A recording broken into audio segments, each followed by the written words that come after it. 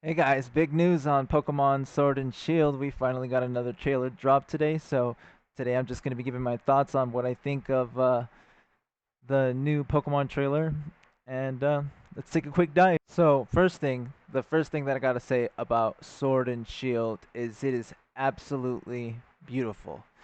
Beautiful in the sense of maybe not the graphics like some people might not would hope or think, but I personally think the aesthetics is really what is making a lot of people really interested in this Pokemon game. And what I mean by aesthetics is like the visuals, like just seeing the Pokemon out in the wild, the deserts, all that sort of stuff. So I really do feel like that is a part of the reason why this game is receiving a lot of hype. And personally, it's kind of luring me in because as a longtime Pokemon player, that's kind of something that you've always like envisioned in your mind. That just walking around and seeing like these wild Pokemon, and hopefully they have a healthy way of incorporating that into the core gameplay. Um, but of course, not all of the things that I have are completely hype.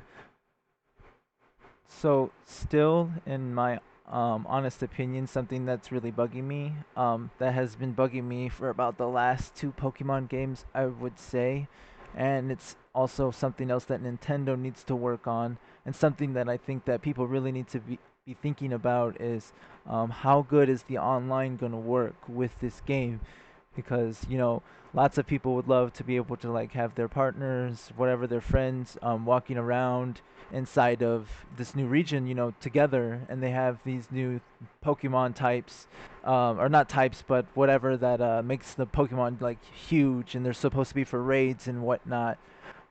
We don't really know like how exactly that's gonna work. So this whole region is all about battling, and like the way the gyms are presented, it looks like heavy battling. Like the leader, the champion of this region, he's never even been defeated apparently. So that's also something that I'm like, okay, if you guys are like trying to get promote the battling and whatnot, and you're trying to pick up the battling, then we need to have a good online, like something that just draws people in more, because I feel like a lot of people just get when they get onto Pokemon, they just get bored after a little bit because they beat the story, they get their favorite Pokemon, and then they go online, and it's just like not fun to play because they're just going up against people that have the very best, or they just have to have something more like a master's division, a beginners, a novice, whatever, just some sort of system where um a lot of people can enjoy battling, especially online, because I feel like that's a big part of Pokemon.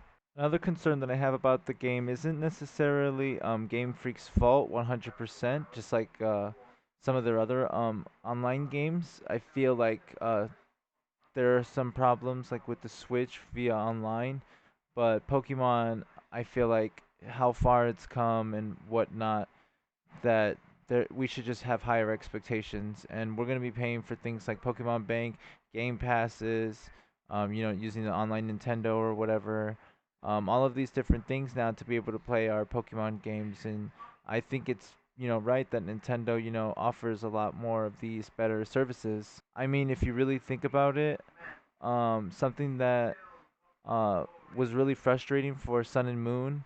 And I really do feel like because Sun and Moon had a lot of new time battlers, and we're gonna have even more new time battlers because of Pokemon Go. Uh, I just think that when they would get online after beating the story, blah blah blah, because it was a really short game and there was really no post game. It was just like, okay, go and battle. They would go online, and it was just a chaos.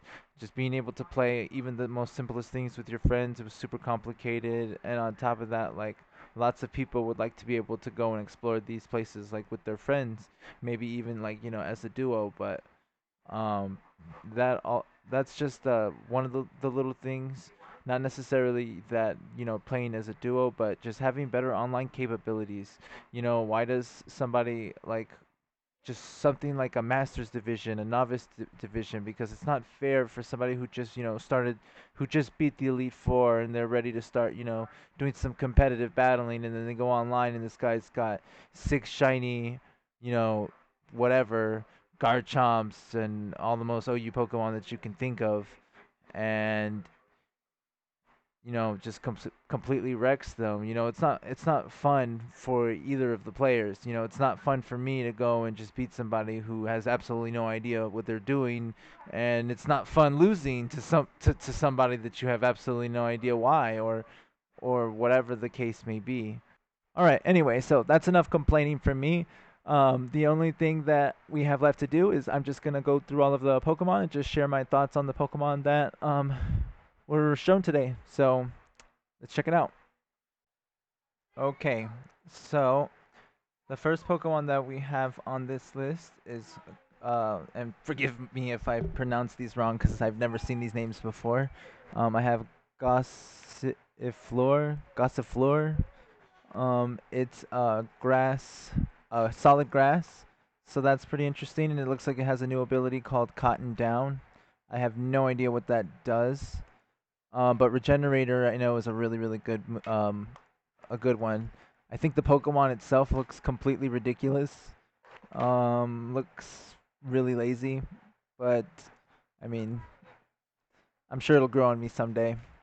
The next Pokemon that we have here is Eldegoss.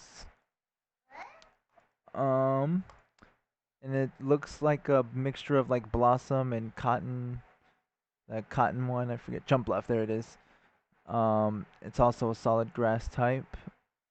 I'm not sure if these Pokemon, they look like Pokemon that they'll eventually evolve into. Like these look like the baby Pokemon.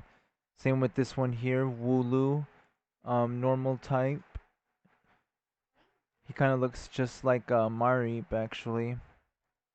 And then we have Corviknight with Pressure, Flying Steel. Whew, what an amazing typing that is.